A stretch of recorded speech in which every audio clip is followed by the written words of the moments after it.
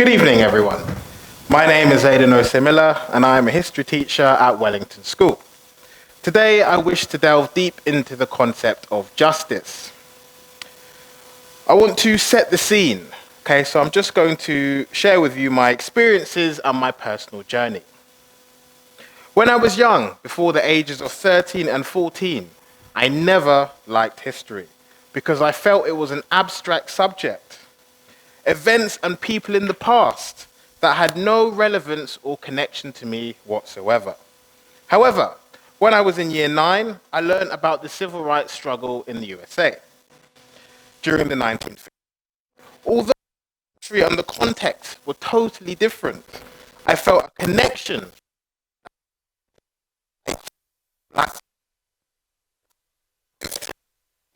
in a world where I knew I was unequal. My parents reminded me unequal, especially compared to my peers and other English people. However, they also told me with hard work, resilience, and perseverance, I could narrow the gap in equality even if I could never be 100% equal. From this, I became interested in history, society, and more specifically, the lives and experiences of Black people. I began to read more, research more, and ultimately, this led me down a path of studying history and eventually being a history teacher. Throughout this time, I always questioned the ideal of equality, especially my level of equality in a world where Black people had maybe not achieved equality, and I always used to ask myself whether I will truly achieve equality. One thing that always frustrated me and annoyed me when learning about the civil rights era was the lack of justice. The stories my parents and grandparents told me about their time in the UK also highlighted a lack of justice. Watching famous cases like Stephen Lawrence and Rodney King and never seeing justice being served made me wonder if justice was unattainable or if I needed to reevaluate my understanding of justice to avoid disappointment. As I got older, I began to critically examine my own country, not just USA. Whenever I travel abroad and engage in conversations of locals in different countries, they always ask me, is there discrimination in the UK or do I ever face it? And although the struggles of Black British have parallels with Americans, today I want to focus on the UK justice system. Before we look at whether justice is served fairly in the justice system, perhaps a question we need to ask is, what causes a person to end up in the justice system? Misunderstandings about crime can often lead to misunderstandings about the results of crimes. Firstly, we need to look at the perpetrators of crime. It is also important to think critically about this topic because it is nuanced and not straightforward. For example, where you live and your socio-economic status are likely to play a big role in your exposure to crime. It is impossible to treat people equally. For example, men are 74% more likely to commit crime than women, especially men between the ages of 18 and 24. Black people are more likely to be stopped and searched by white people. This will increase the likelihood of them being caught with illegal weapons or substances. Crime rates are often higher in areas with greater socio-economic deprivation. In more deprived areas, you will find more incidents of specific types of crime, such as burglary or violent crimes. Due to social factors such as poverty, discrimination, both in society and the workplace, as well as historical inequality, Black people are proportionally more likely to live in poverty-stricken areas than their white counterparts. This also means they are more likely to be victims, but also perpetrators of crime. The second question is, Why are people more likely to hold negative stereotypes of black and ethnic minorities, often referred to as BAME, B-A-M-E? This is a historical issue. When many black and ethnic minority immigrants moved to the UK did not do enough to encourage British people to embrace the new immigrants, especially those with darker skin tones. Think carefully. How often do you see positive images of black people? How often do you see positive images of Africa? How often do you hear about technological innovations of those in Africa? Can anyone name any? Does this mean that this doesn't happen in Africa? Or does this mean that you have not been educated on this? If it's not related to sport or music, then the image of black people can often be distorted and negative. However, on the other hand, the British government actively promoted and encouraged a positive reception of white, non-British immigrants during the same time period. For example, they handed leaflets saying what the Polish did for us to bridge the gap between the native British and white, non-British immigrants. Over the past 100 years, both through media or political rhetoric, there has been negative perception of black people, which has slowly drip-fed into the minds of people across the world, but specifically in British society, often leading to people having a negative impression of African or Caribbean immigrants. I have seen it myself and experienced it myself. Of course, humans are likely to hold biases and prejudices. This is human nature.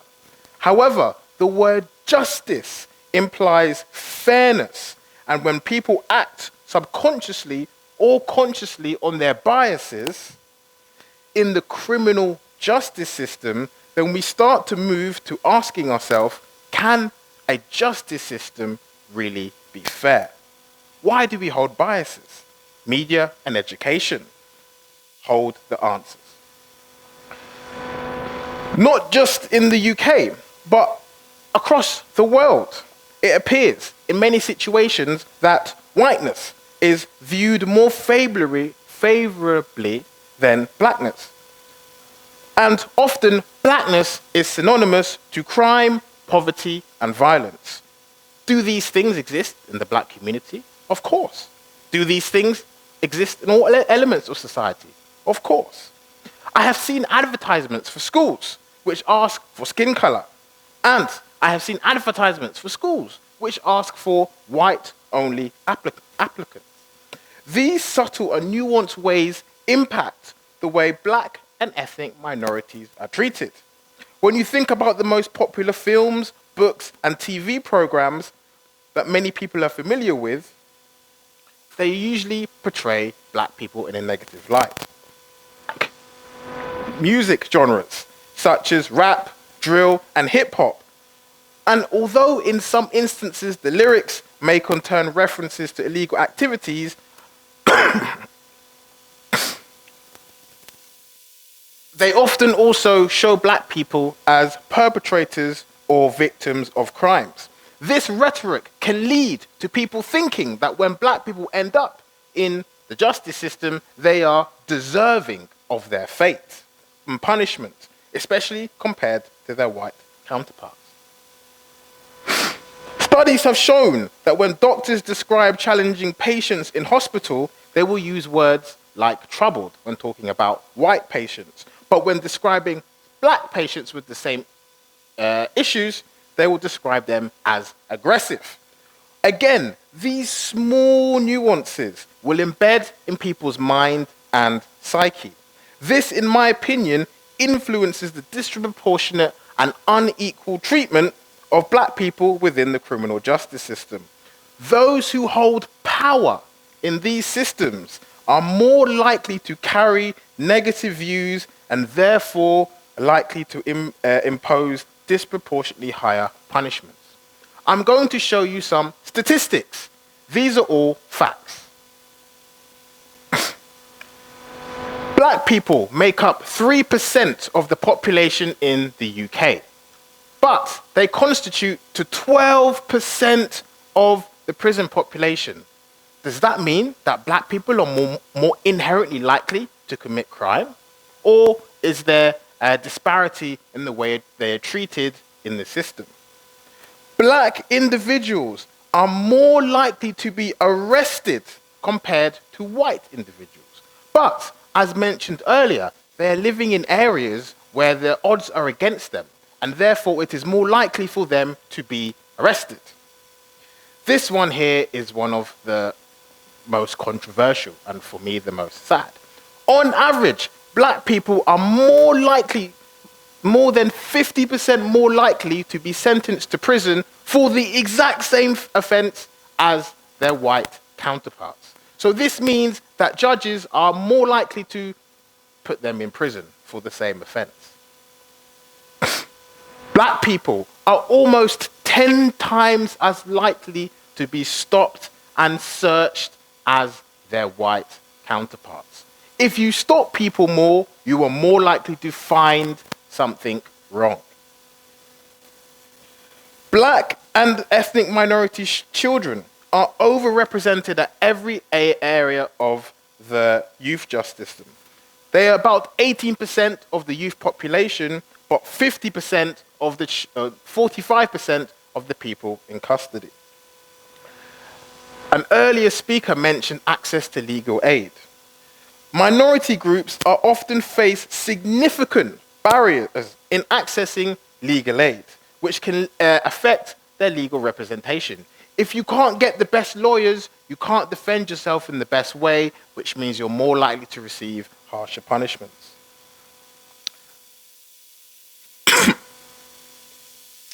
And the last one, again, probably the most upsetting.